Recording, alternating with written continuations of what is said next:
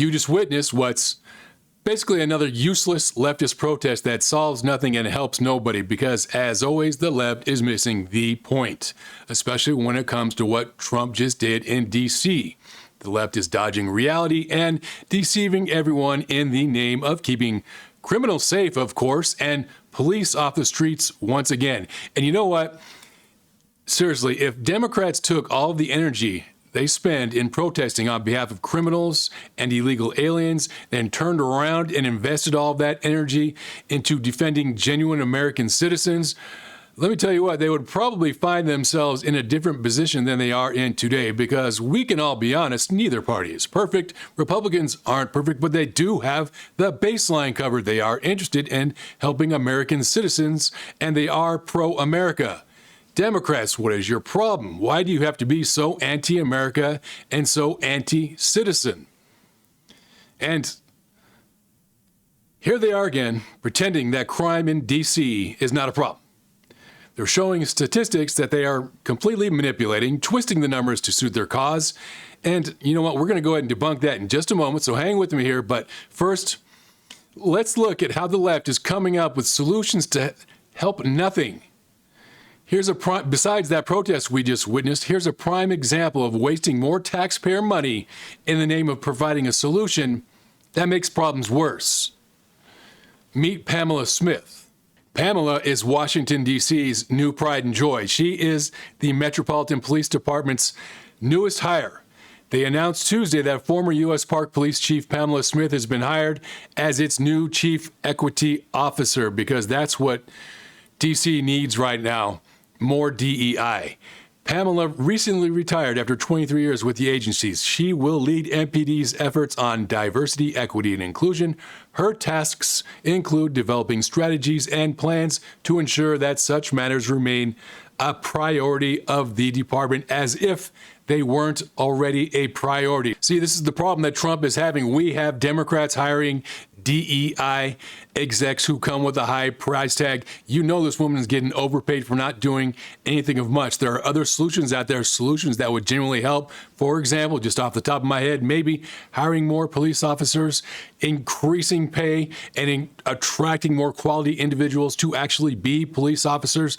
There are so many things you can do to increase the esteem of how police officers are held, so that we attract quality individuals who want to enroll in the police department and the academy in general and become police officers in the future. I can come up with a lot of different ideas instead of paying some ridiculous DEI officer too much money to solve nothing. And guess what? Here's the real irony. This woman is coming in here to propose solutions about DEI when, take a look at this, when already 70% of the police force in Washington, D.C. is people of color. Are you kidding me? They're hiring this woman to take care of DEI in a department that is already almost exclusively people of color. This couldn't be more of a waste of time and resources. Here's a brief history of the Washington, D.C. MPD today. The Metropolitan Police include more than 3,400 sworn members and 600 civilian employees. The MPD remains a remarkably diverse department. Nearly 1 in 4 of all sworn officers is a woman.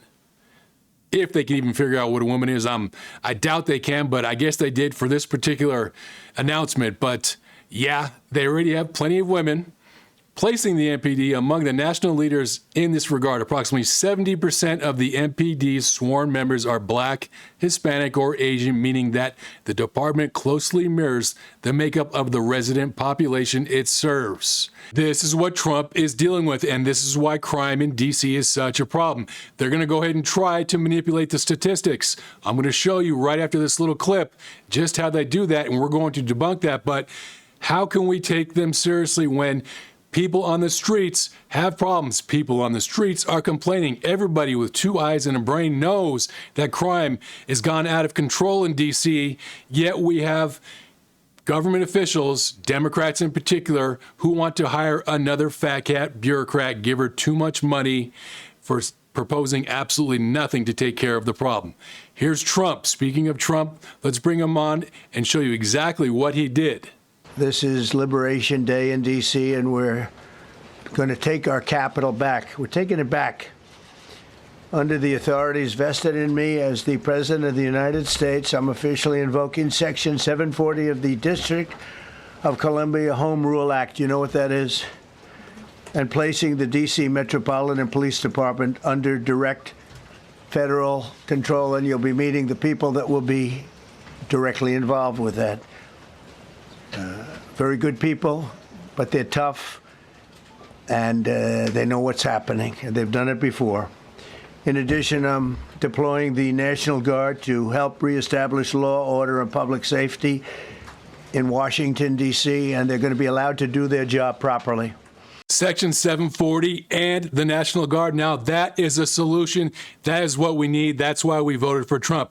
Democrats could argue maybe they don't like that solution. Maybe they could propose something different, but they haven't done that. We could all come up with different solutions. I just named a few earlier. What Trump is doing here is absolutely fantastic. I support it. I'm sure you do too.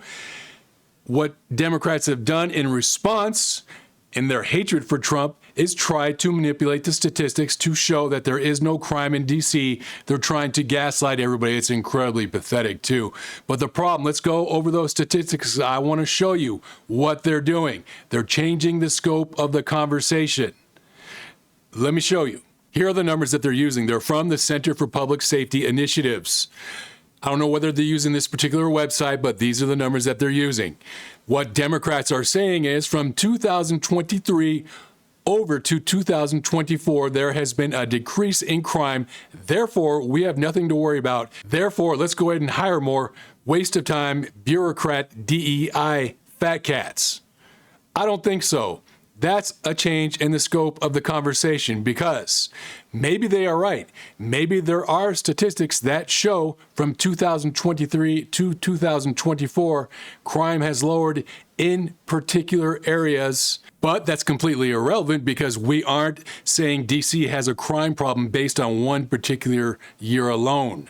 We're saying D.C. has a crime problem based on what's been happening over the last 20, 30, 40, 50 years.